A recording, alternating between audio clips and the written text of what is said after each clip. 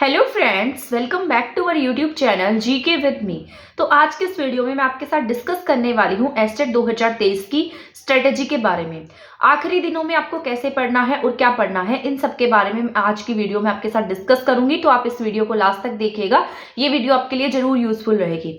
ठीक है, जब आपके लास्ट 7 डेज 1 वीक रह जाएगा, उसके बाद फिर से एक वीडियो मैं बनाऊंगी जिसमें आपको सारी स्ट्रेटेजी फिर से आपको अपनी प्रिपेयर करनी होगी। ठीक है, आपको कैसे एग्जाम अटेम्प्ट करना है, कैसे कितने टाइम में आपको 150 क्वेश्चंस जो है वो कैसे सोल्व कर लेने हैं, सब मैं आपके साथ शेयर करूंगी। तो आप हमारे चैनल पर लास्ट तक बने रहिएगा।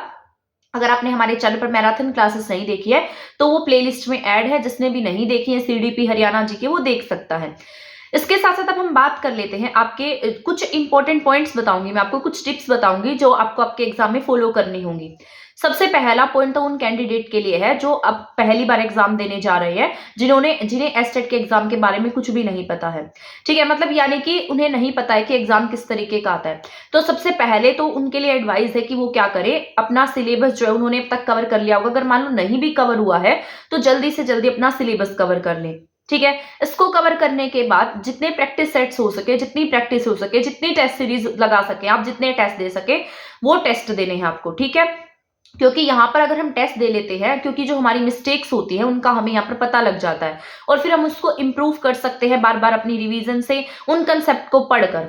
तो जहां से भी आप टेस्ट सीरीज ज्वाइन की हुई है अपने, जहां से भी आप टेस्ट दे रहे हैं अपने, वहां पर जो भी आपकी मिस्टेक्स होती है उनको एनालाइज करें, उनको पढ़ना है आपको। ठीक है ना, ये नहीं है, मुझे पता है बहुत सारे ऐसे कैंडिडेट होंगे जिनके जो क्वेश्चन गलत होते हैं वो बाद में उनके आंसर्स भी नहीं देखते होंगे, बट आपको ये गलती नहीं करनी, आपको अपने सारे आंसर्स देखने हैं। कई बार पता है क्या होता है, जो टेस्ट सीरीज होती है उसमें से ही क्वेश्चन आ जाता है। तो ये स्टेप आपको फॉलो करना है, अपना सिलेबस कंप्लीट करना है, इसके साथ साथ आपको प्रैक्टिस करनी है। प्रैक्टिस के लिए आपको सारे पीवाईक्यू करने होंगे। उसके साथ साथ पिछले 4-5 सालों में जो हरियाणा जीके के क्वेश्चंस आए हैं स्टेट में, वो मैं आपको अपने चैनल पर कराऊंगी। ठीक है, तो हरियाणा जीके की टेंशन मत लेना। इसके साथ साथ सीडीपी के जो क्वेश्चंस हैं, अब सेकंड पॉइंट मैं बता देती हूँ आपको। जैसे सीडीपी आपने की है, आपने रिवीजन कर लिया, ठीक है, रिवीजन के बाद भी आपको सीडीपी में प्रैक्टिस की बहुत ज्यादा नीड होती है। तो आपको इन दिनों में अपनी प्रैक्टिस बहुत स्ट्रॉन्ग करनी है, आपको मल्टीपल क्वेश्चन सोल्व करने हैं। अगर मान लो आपने सारे कंसेप्ट पढ़ लिए हैं, मान लीजिए कोई 2-3 चैप्टर रह भी गया है, लेकिन फिर भी आप उनके क्वेश्चंस कर लेते हैं ना, तो वो भी आपके लिए यूजफुल रहेंगे। ये मैं आपको ऐसा नहीं कह रही हूँ कि आप किसी की वीडियो देख लीजिए या फिर खुद से सोल्व करना है आपको।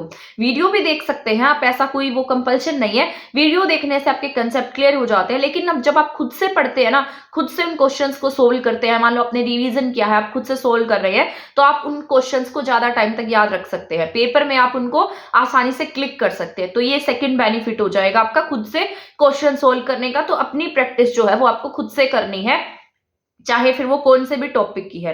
तो ये सेकंड स्टेप हो गया। थर्ड स्टेप की बात मैं आपको बता देती हूँ। कोई भी जैसे पब्लिशर्स की बुक आती है, उनमें जैसे कंसेप्ट लिखे होते हैं या थ्योरी होती है, वो आप नहीं पढ़ें तो ही बेटर रहेगा। क्योंकि मान लो ये पब्लिशर्स की बुक्स होती है ना, इनमें टू द पॉइंट नहीं लिखा होता। क्योंकि मैंने खुद पढ़ी है, पब्लिशर का नाम तो नहीं लूंगी, मैंने खुद से पढ़ी है वो बुक्स। ठीक है, एक टाइम पढ़ी थी मैंने, बट उसमें इतना सिलेबस भी नहीं दिया होता और उसके साथ साथ वो उस तरीके से नहीं लिखा गया होता, पब्लिशर के अकॉर्डिंग लिखा गया होता है। तो आपको सिर्फ पीवाईक्यू के अकॉर्डिंग ही तैयारी करनी है, या फिर ऐसे टॉपिक्स पढ़ने हैं जो मल्टीपल टाइम्स एग्जाम्स में आते हैं। आपको पब्लिशर्स पर ध्यान नहीं देना, आपको अपनी खुद की स्ट्रेटेजीज बनानी है, खुद से तैयारी करनी है। बुक्स की बात कर लेते हैं, तो आपके सिलेबस में जो बुक्स एनसीईआरटी की दी गई है या एससीईआरटी दी गई है, ठीक है, तो आपको वही पढ़नी है, वो सबसे ज्यादा बेनिफिशियल होगी आपके लिए। तो ये थर्ड पॉइंट हो गया, आपको पब्लिशर की बुक ना पढ़कर आपको पढ़नी है जो आपके सिलेबस में एससीईआरटी या एनसीईआरटी की बुक दी गई है, वो पढ़नी है।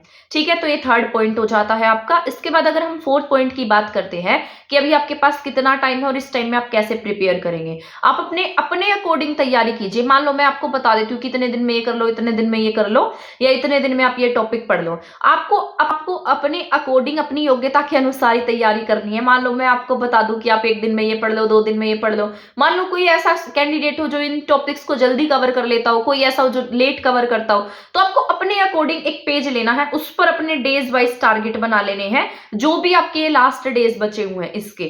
ठीक है, क्योंकि दिसंबर में 1-2 तारीख को आप पढ़ ही नहीं पाएंगे, आपका माइंड प्रेशराइज हो जाता है एग्जाम के टाइम में, और उस टाइम हम पढ़ते हैं ना, तो हमारे माइंड में वो चीजें आती भी नहीं है। तो बहुत ज्यादा पैनिक होने की भी नीड नहीं है।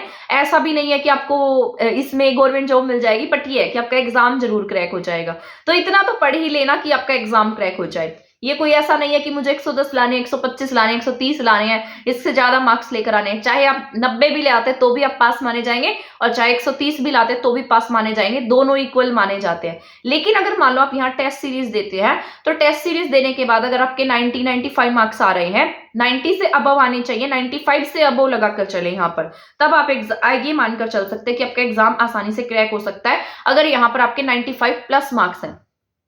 अब हम बात कर लेते हैं एस्टेट के लेवल की। एस्टेट के लेवल के बारे में बता देती हूँ मैं आपको। एस्टेट का लेवल जो है वो थोड़ा टफ आता है बाकी अदर एग्जाम से, पर पीआरटी का लेवल ठीक होता है, उसमें डरने की नीड नहीं है। टीजीटी का उससे थोड़ा सा हाई होता है, तो आपको उस लेवल की प्रैक्टिस भी करनी है। उसके बाद पीजीटी की बात कर लेते हैं। पीजीटी तो दोनों से ही टफ होता है, तो उसके लिए आपको कुछ ज्यादा प्रैक्टिस करनी पड़ेगी, ज्यादा कंसेप्ट से पढ़ना पड़ेगा, थ्योरी बहुत अच्छे से पढ़नी पड़ेगी। तो इन दिनों में आप अपनी प्रैक्टिस पर ज्यादा ध्यान दें, ठीक है। तो यही मुझे बताना था।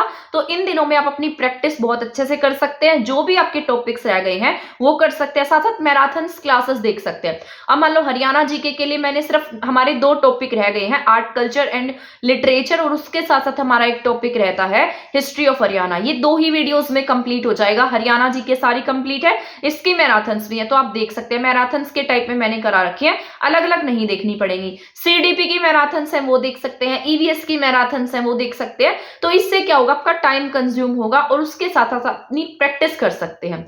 खुद से प्रैक्टिस करेंगे, साथ साथ मान लो कोई पीवाईक्यू देख लेते हैं, आप वीडियोस देख लेते हैं पीवाईक्यू की, तो वो भी यूजफुल रहेंगी। तो यही बताना था मुझे, ये आपके लास्ट डेज की स्ट्रेटेजी रहनी चाहिए। मेन फोकस जो है वो आपका प्रैक्टिस पर रहना चाहिए, ठीक है ना।